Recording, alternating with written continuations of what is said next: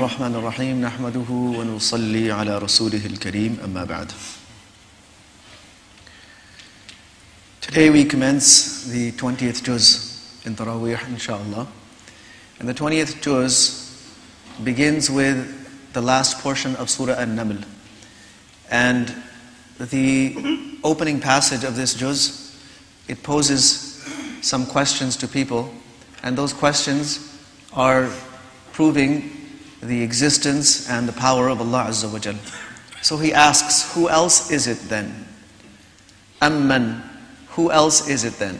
If it is not Allah subhanahu wa ta'ala, then who else created the earth, the skies, and then produced water, and through that water produced all of these beautiful gardens and crops? It was not in your capacity, Allah subhanahu wa ta'ala says, it was not in your capacity to create a system through which things are grown from the ground. Had this system not already been created for you, there was nothing you could have done to produce something from this soil and from this dirt. So, after seeing that sign, can you fathom, can you think that there is another deity besides Allah subhanahu wa ta'ala? Then he asks, who else is it then that has made this earth stable for you? And the earth being stable it's rather interesting, because the earth is not stable. The earth is moving. It is rotating on its axis and it's revolving in its orbit. So the earth is in movement, but we don't feel the movement. So to take an unstable object that is spinning, the estimate is close to 1,000 kilometers an hour. It is spinning on its axis, and it's moving at a very fast pace through its orbit. To take something like that and make it stable, it's kind of like you have a car that's driving in the rain. Now, anyone who's seen cars in the rain will see that as the car goes across that wet road, the beads of water, they collect on the tires, and then what do the tires do? They spin the water off. And the faster the car is going, the further the spray of water goes. These are those drops that cannot stay on the tires because the tires are moving so fast. And that car will be going at whatever speed, 60 kilometers an hour, maybe 100 kilometers an hour on a highway. But imagine this massive globe which is spinning at 1,000 kilometers an hour. So what should be happening to you and I? We should be spinning off far into space with that kind of velocity. But we don't feel anything. So who has done that? Who has done this? So after making it stable, then he has produced rivers and streams, put mountains on top of it, and even the systems of water. First of all, it would be, we've seen what happens to rain on those tires, but look at this massive globe. Most of it is covered with water. And then within those bodies of water are so many miracles, like two different types of water, two different colors, consistencies of water flowing side by side, and one can see that they're flowing. There is some kind of an unseen partition between the two bodies of water, but they're not crossing over and mixing. And who is it then that responds to the person in distress when they call upon them and remove the difficulties? And who is it that has made your system of procreation such that you come in generations? You come in waves. One generation comes, leaves another behind, then the other leaves another behind. And each generation is building something, constructing something, producing things, discovering things, and the next generation comes and builds on top of that. Who has created this system? And then the ability to navigate in the world, on dry land and in the oceans. And Allah subhanahu wa ta'ala sends winds, and the winds are mentioned with with a whole bunch of functions in the Quran. But one of those winds has only one function, and that is to make the people that are expecting rain be happy. That's it. And this is that wind that brings the smell of rain. It's not doing anything else. Other kinds of winds are doing They're performing immense functions that the Quran talks about. But then at the end of all of that, there is one wind, one breeze that comes just to bring the scent of rain to make farmers happy. That rain is coming now, you can be content. So who does that? Who makes such intricate arrangements for you? And who is it that creates things the first time and will recreate them? So these are some very powerful, compelling questions that the juz opens with. And Allah subhanahu wa ta'ala says that, look, there are many things that are unseen. There are many things that are hidden from you. Allah Azza wa Jal has knowledge of those unseen things. No one else does. But those unseen things cannot be denied. Those factors are at work. Gravity cannot be seen with the naked eye, yet it cannot be denied. There are many forces in this universe that cannot be seen, but they cannot be denied either. Similarly, Allah subhanahu wa ta'ala says there are many things behind your creation, and there are many things that lie in waiting ahead of you that you cannot see, but they also cannot be denied. People have, from time immemorial, denied the resurrection. How is this possible once our bones have decomposed? Yes, people have been talking about this. There's no evidence.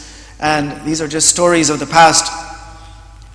Allah subhanahu wa ta'ala says, go travel in the world and see what happened to people that did not listen, did not obey to the commands of Allah subhanahu wa ta'ala. Look at their outcomes. And the outcomes of people and the outcomes of actions and deeds will tell you that there is a creator who is doing all of this. And that He is not powerless. He does carry out consequences for those people that stand up against His commandments. So on these themes, belief, tawheed, akhirah, the Surah An-Naml comes to a conclusion. Then we move into Surah Al-Qasas, which means the narrative. And this surah takes its name from the story of Musa alayhi salam. In fact, the word is used in the surah at one point when Musa alayhi salam goes to Shu'aib alayhi salam. فَلَمَّا جَاءَهُ وَقَصَّ عَلَيْهِ الْقَصَصِ قَالَ لَا تَخَفْ. The narrative. So the narrative of Musa alayhi salam, what has transpired with Musa alayhi salam since his birth. Now, this Surah Al-Qasas it's one in, you can say, almost a series of surahs. So it was probably revealed very soon after Surah An-Naml, which precedes it. And Surah An-Naml was probably revealed very soon after Surah Ash-Shu'ara. So Ash-Shu'ara and An-Naml and Surah Al-Qasas, they were revealed in quick succession, one after the other. And this surah is very interesting because this is around the middle part of the Nubuwah of Nabi Sallallahu Alaihi Wasallam in Makkah. So in those 13 years, this was probably revealed 6 or 7 years into his Nubuwah. So the theme here is opposition and building an opposition, creating a situation against someone, yet that person coming victorious out of it. Now, in the case of Musa alayhi salatu wasalam, he was set into the water in some kind of a container, a basket, a chest. He was cast into the water. Allah subhanahu wa ta'ala inspired his mother to do that and promised her that I'm going to return your son to you. I'm going to return him to you. You don't worry.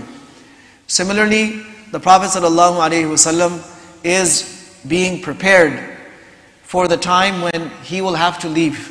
He will have to leave his people. In fact, when Khadija radiallahu anha took him to Waraqah ibn Nawfal, her cousin, that look, he has seen such and such things, he has heard such and such things, he has experienced this revelation, do you know anything about it? So Waraqah said, yes, the same angel that came to Musa has come to you, and if what you're saying is true, it's only a matter of time before your people expel you. He said, what? Aba mukhrijiyahum, my people are going to expel me? He said, anyone who has come with this message has been opposed and driven out by his people. So Allah subhanahu wa ta'ala is preparing him for that time. But the glad tiding is given to Musa alayhi salatu wasalam, to Musa alayhi salam's mother, that no, I'm going to return him to you. Similarly, when Musa alayhi salam grows up, what happens? He is forced to leave. He is forced to leave, but then Allah subhanahu wa ta'ala brings him back. So another demonstration of having to leave, but Allah subhanahu wa ta'ala bringing him back. At the end of the surah, Allah subhanahu wa ta'ala repeats the same message. إِنَّ الَّذِي فَرَضَ عَلَيْكَ الْقُرْآنَ لَرَادُّكَ إِلَى مَعَادٍ. Don't worry, a time is going to come when you will also have to leave, but Allah is going to bring you back into your hometown. Allah is going to bring you back to Makkah, victorious. Just like Musa alayhi salam came back, Allah subhanahu wa ta'ala granted him victory. Another common theme between the beginning of the surah and the end of the surah is that it talks about Fir'aun's arrogance. إِنَّ فِرْعَوْنَ عَلَى فِي الْأَرْضِ. Fir'aun acted very arrogantly. He behaved very arrogantly. And that arrogance, pride, led him to belittle others, to mistreat them, and to carry out great acts of oppression against people. Towards the end of the surah, Allah subhanahu wa ta'ala speaks about Qarun. And Qarun was someone who was extremely wealthy. He was not from the indigenous Egyptians like Fir'aun was. He was not a Copt, but rather he was from Bani Israel. And he was one of those rare people that had amassed a lot of wealth in that time, which was a very strange thing for somebody of Bani Israel to build wealth in those circumstances when they were being oppressed by Fir'aun and tormented by Fir'aun. So Musa alayhi salam told him that, look, you have this wealth, you need to pay zakat. And he refused. He refused. And people said, look, you're acting, this wealth has kind of gotten to your head. So people said, look, don't be so conceited and so arrogant. إِذْ قَالَ لَهُ قَوْمُهُ لَا تَفْرَحْ إِنَّ اللَّهَ لَا يُحِبُّ الْفَرِحِينَ. And what Allah has given you so much, so use some of it to build your akhirah. So this is people motivating him, encouraging him. Use some of it to build your akhirah. Don't leave your dunya. وَلَا تَنْسَ نَصِيبَكَ مِنَ الدُّنْيَا. Don't leave your share in dunya. Enjoy your life here in dunya, but you have so much. Use this to build your akhirah. He said, why? I have earned this through my own skills, through my own knowledge, through my own cleverness. And like we say, this is my hard-earned money. So why should I fix and set a share for Allah subhanahu wa ta'ala, a share for poor people? Why should I do this?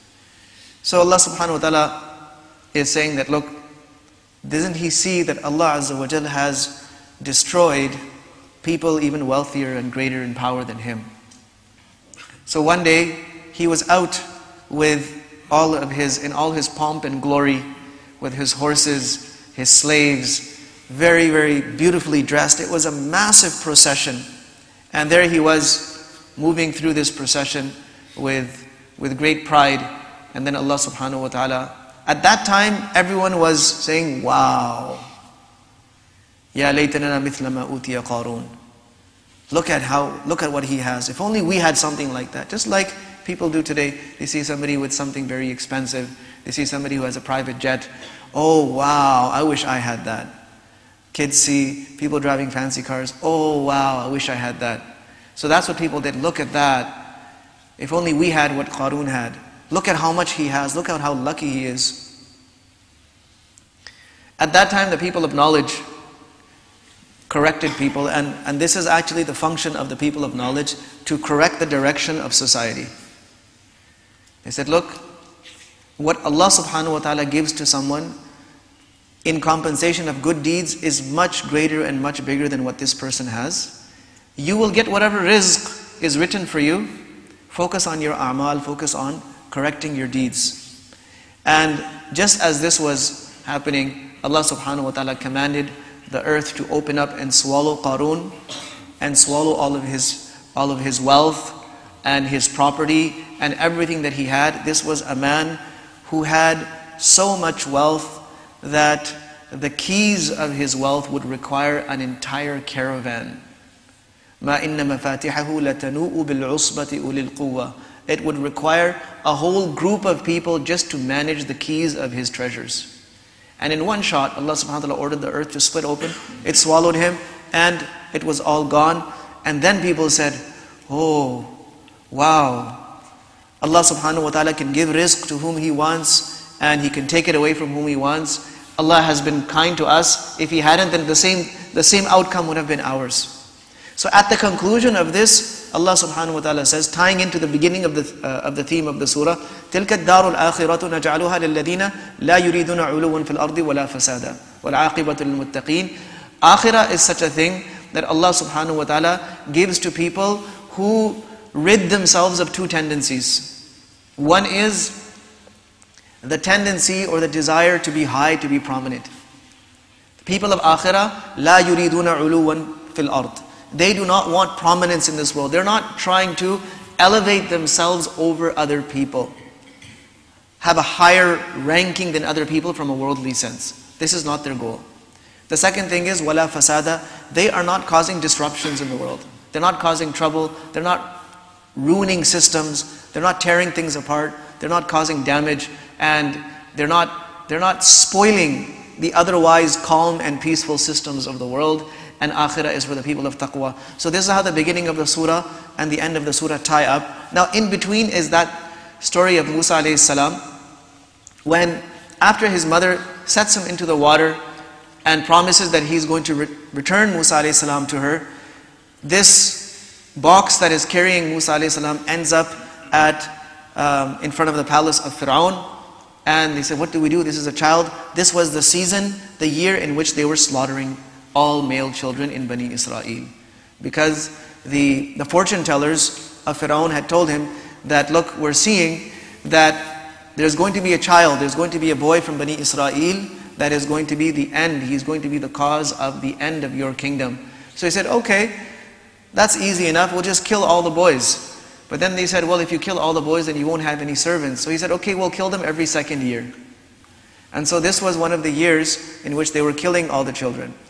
Khair, when this child sort of floats up in front of the castle of Fir'aun, says, what do we do? The wife of Fir'aun speaks out and says, don't kill this one, let's take him as our own child. So he did not have a son. She said, let's take him as our own son, we will look after him. So he agreed to it, and the interesting thing was, Allah subhanahu wa ta'ala had prohibited Musa alayhi salam from taking the milk of any woman. Now this child is too young to eat any other food, and he's not taking the milk of any woman. So Musa alayhi salam's mother had sent his sister to go and see what's happening, because news had spread that a child has been found, and there's a great discussion and there's a lot of things going, so go see what's happening.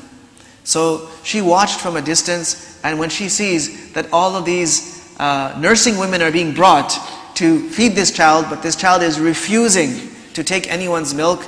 So she said, I know a family that can take care of this for you, and they will look after this child. He said, okay, bring it right now, we're getting desperate because this child is in dire need of milk.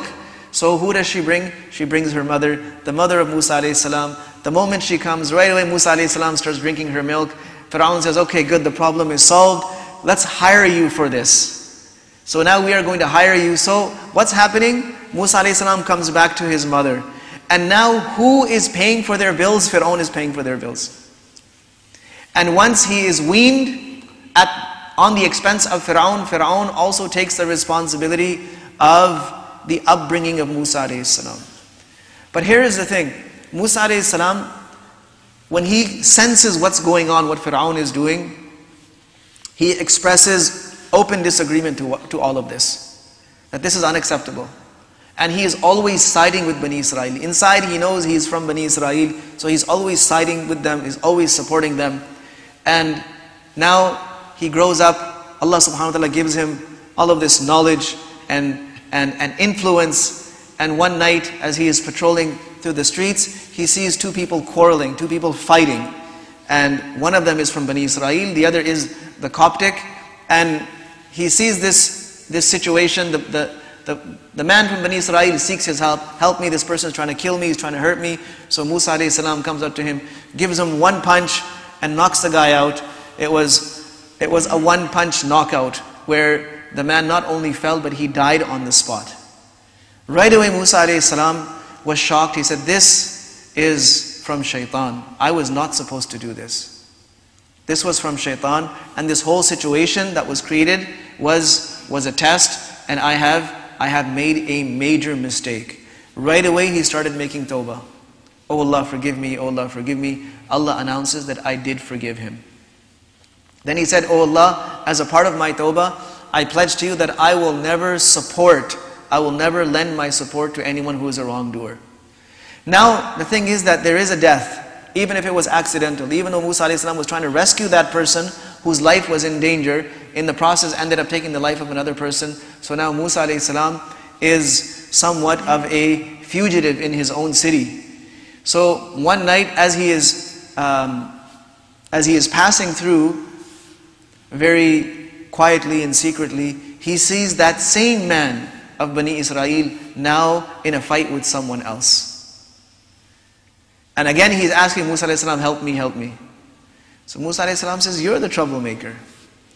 And he said, let me sort you out first. So when he was about to grab him, so this man started screaming, oh Musa, are you going to kill me like you killed the person yesterday? So he sounded the alarm and everyone heard this. So Musa a.s. had to get out of that situation. So there he goes off into some corner of the city, and a man comes to warn Musa a.s. that look, plans are being made to kill you. Fir'aun has had a sitting with his council. They were looking for a reason, because you were kind of creating an environment of dissent. You were always siding with Bani Israel, so they needed to get rid of you, but now they have an excuse. They have a reason. They have made the decision. The police are going to be out. They're going to kill you. You should leave. So Musa a.s. leaves, and he says that, okay, oh Allah, you saved me from these wrongdoers. And he's asking Allah subhanahu wa ta'ala to show him the right path. So with these du'as, he arrives in Jordan at Madian. So Madian is in modern day Jordan. Today it's a very small town. And if you were to drive through on the highway, you will see Madian. As you're going south, there's nothing very great or prominent about it today, but it still exists. So we can measure the distance of the journey. It's a significant journey that he ﷺ undertook to get there. When he gets there, making dua the whole time, he sees a well, and there are people that are pulling water for their animals from this well. And there are two young ladies that are standing on the side. They also have brought their animals, but they're keeping their animals away from everyone. So right away Musa a.s. said, what is the problem? How come you're not getting water? So they said, well, we don't go and intermingle with those men. We don't go into the thick of this crowd of men. And as to why we are doing this and not some man of the household, well, we only have a father and he's very old. So right away Musa a.s. jumped in with those shepherds and started pulling water. He pulled all of this water, gave it to them, and then turned towards a tree and started making dua. From this, we learn the adab of doing a good deed before making dua. That doing a good deed and making dua after that increases the chances of the acceptance of that dua. So if somebody they earnestly need something from Allah subhanahu wa ta'ala, go and do a good deed and then ask Allah subhanahu wa ta'ala, higher chances. And in this particularly, Musa a.s. could have stood up and started praying as well, but he went and helped somebody. And what does Nabi sallallahu alayhi wa sallam tell us? The rule of Allah subhanahu wa ta'ala, Wallahu fi awni al-abdi ma kana al-abdu fi awni akhihi. Allah is helping a person as long as they are helping others. And a person who removes distress, a worldly distress from someone, Allah will remove the distress of akhirah for this person. So, what did he do? He helped somebody out, he removed their distress, he solved their problem. Then he turned towards this tree and he said, Rabbi inni lima alzalta ilayya min khairin faqir. Oh Allah, I am greatly in need of whatever good you send down for me. So as he was making this dua, the girls got home early that day. Their father asked them, how come you're earlier today? They said, oh, there was a gentleman, he came, he asked us what was wrong, then he went and he pulled the water, and usually we have to wait for everyone to finish pulling water, but today we got our turn early and so we came home. So then he sent one of them back, that go and bring this man. He was a prophet, Shu'aib alayhi salam, according to most Mufassirin. And he said, you go and bring him back so we can compensate him. Inside he knew that there is more to this person than she is telling, than she knows. So she came, how? In a very modest and a very shy way. جاءت إحداهما تمشي على استحياء. She came in a very shy way. And she right away got to the point where she gave him just the message that needed to be conveyed. My father is calling you. Why is he calling you? He wants to compensate you for getting the water for us. So Musa alayhi salam thought that there is some khair, there is some good in this. This is from Allah subhanahu wa ta'ala. So she leads him back to her father, and right away Shu'aib alayhi salam welcomes him and says, look, now you have nothing to fear. Musa alayhi salam told him everything that had happened, who I am, what has happened, what brings me here, and so on and so forth. He says, don't worry, here you're safe. So then one of the girls suggested that, Father, why don't you hire him? You need help, you're too old to look after the animals and so on and so forth. So then he said, how do I hire this person and also keep this person, such a strong, physically strong person, so trustworthy, so modest, so honest. So one of them suggested just hire him. So then he said, okay, let me kill two birds in one stone. He said, I want to marry you to one of my daughters, but I want you to stay here for some years. I want you to stay here for at least 8 years. If you can complete 10 years, that's from your side, that's up to you.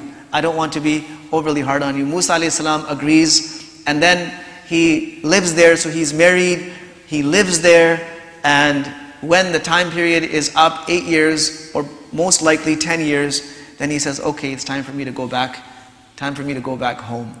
So he takes his family, he takes his wife, and they start making this long journey back to Egypt. And it is along this way, it's dark, it's cold, and windy. So he sees a fire in the distance. He says, let me go and get some fire. We can have some light, we can have some warmth as well.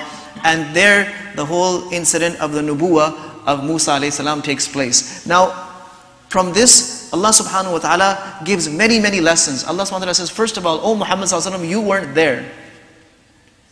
You weren't there when all of this happened. How do you know about it? There is no way of you to know about it if we had not revealed it to you. So that's the first thing. The second thing is that these people who are objecting against you, they don't realize that prophets do not get nubuwah by expecting it or asking for it. It's always unexpected.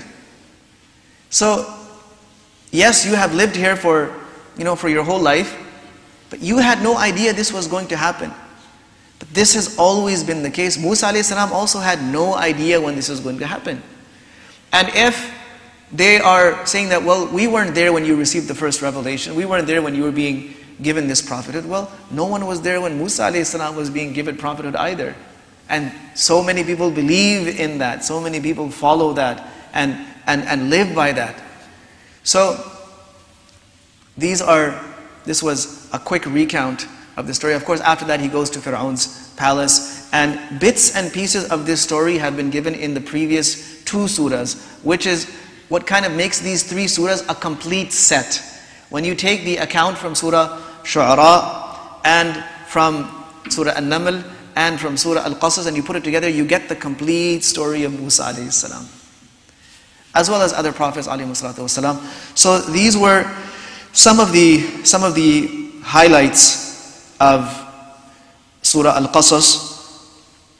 Then after this we go into Surah Al-Ankabut, and Ankabut literally means the spider. And this surah takes its name from a passage in which Allah subhanahu wa ta'ala compares people who take helpers or idols, gods besides Allah subhanahu wa ta'ala. Their example is like a spider which weaves a web.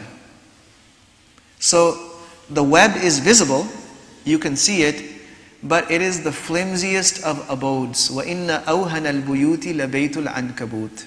It is the flimsiest of abodes. The smallest animal can just brush by it and tear it and break it. Even though it will take a long time for the spider to weave that web, but even a child can break it with the sweep of one hand. So people who take helpers other than Allah subhanahu wa ta'ala, their system that they create may be very intricate, just like the web of a spider is very intricate. If you were to look at it closely, you think, wow, how much work has gone joining this strand to this and this to this, and it's a very intricate pattern of threads, but it's also very flimsy. So similarly, people may put in very intricate systems in the world to look after their needs and to do many, many things. But the thing is, if the help of Allah subhanahu wa ta'ala is not with that, it's just like the web of a spider. Anything will come and tear it apart. And that's why so many nations, countries, powers in the world have crumbled so quickly, seemingly without any effort. It's just completely fallen apart. So this is where the surah takes its name. The opening of the surah emphasizes one very important principle, and that is that whenever somebody will claim to have iman, they are going to be tested. It will never be that a person claims to have iman and tests will not come. So it's the sunnah, it's the way and the law of Allah subhanahu wa ta'ala. Wherever there is iman, there are tests and trials. And part of the test and trial is that a person thinks, well, I believe in Allah, why am I having to go through this? No, you believe in Allah subhanahu wa ta'ala, that's specifically why you have to go through it, because Allah subhanahu wa ta'ala wants to build in you a level of unconditional faith and trust in Allah subhanahu wa ta'ala. Does not want you to be in a position where you're only believing in Allah when it's convenient. When things are going your way, when things are favorable, Allah Azza wa Jal wants unconditional iman. And He says that always in the past, whenever people of iman came forward, Allah Azza wa Jal tested them. He tested them, He put them through hardships, put them through afflictions. So this is a message to the Muslims in Makkah, who at that time are going through great amounts of persecution. That look, this is not something new. Like somebody came to the Prophet ﷺ, a group of Sahaba came to the Prophet ﷺ. He was lying down in front of the Kaaba on his sheet, and they said, "Ala tastansiru lana, ala tad'u lana." Don't you seek Allah's help for us? Don't you make dua? So the Prophet ﷺ sat up, and he said, look, granted that what you're going through is very difficult, but did you know that people before you, just for being a Muslim, just for believing in the Prophet of their time, they would have a hole dug in the ground, they would be put there, and their body would be sawed in half while they're alive to turn them away from their deen. But still that would not turn them away from their deen. وَلَكِنَّكُمْ تَسْتَعْجِلُونَ. You are getting impatient. So tests will come. And look, part of the test, an important part of the test is, do you stay firm on your deen or do you start modifying your deen? You see, the Muslims in Makkah could have done many things that would appease the anger of Quraysh. They could have done many things. They could have said, okay, let's compromise. Like people came to the Prophet ﷺ and said, okay, how about we do this? We'll worship Allah for 1 year and then we'll worship our idols 1 year. How about this? How about we make compromises in this? We make compromises in this. How about, okay, you go ahead and worship God, but you also acknowledge us. Part of the test of believers that are living in a society that does not agree with them is, will they compromise their faith or not? That's why the entire approach of trying to water down the deen, try to dilute the deen, or in our context, trying to westernize the deen to make it more palatable, this is actually eroding away the very substance of deen from which it is constructed. This is not a service to deen. This is not a service to Islam. This is not a service to Quran. This is not ijtihad. This is not ijtihad. This is an erosion of Islam. This is washing away and getting rid of those things that you feel are making you uncomfortable. That's all it is. Ijtihad is the application of Islamic laws, Islamic principles to new circumstances, which will continue to arise until Yawm al-Qiyamah. That's all it is. But we hear people saying, such and such thing is getting very difficult, let's make ijtihad. Scholars need to make ijtihad on this. What do you mean scholars need to make ijtihad? If you mean scholars need to change the principles because you're living somewhere else, that's not Islam. That is the changing of Islam. That is tahrif. Now that is an alteration in the deen. And many religions have done this. This is not something new in the world. To adjust to the social climate, the cultural climate, many religions have made modifications. Their examples are in front of us. But as Muslims, we believe that Allah Azza wa Jal has given us this deen in a complete and perfect way. And we believe that this deen in its complete form is here for us, for our salvation, until Yawm al-Qiyamah. So we will not shed parts of it that are making us uncomfortable, or that are making people uncomfortable, or that are unpalatable for people. They don't welcome it. We don't stylize our deen and chip out pieces of it and pretend that they're not there. So these tests have come before, and they will continue to come. And then there is mention of some of the Anbiya alayhimu salatu wasalam, and then we will continue with Surah Al-Ankabut inshallah into tomorrow's Taraweeh. This was a very brief summary of what we will be reciting tonight. May Allah Azza wa Jal give us the ability to understand, to reflect, and to implement these beautiful teachings of His book and bring them into our lives. Wa sallallahu wa sallam wa baraka ala nabiyyina Muhammad wa ala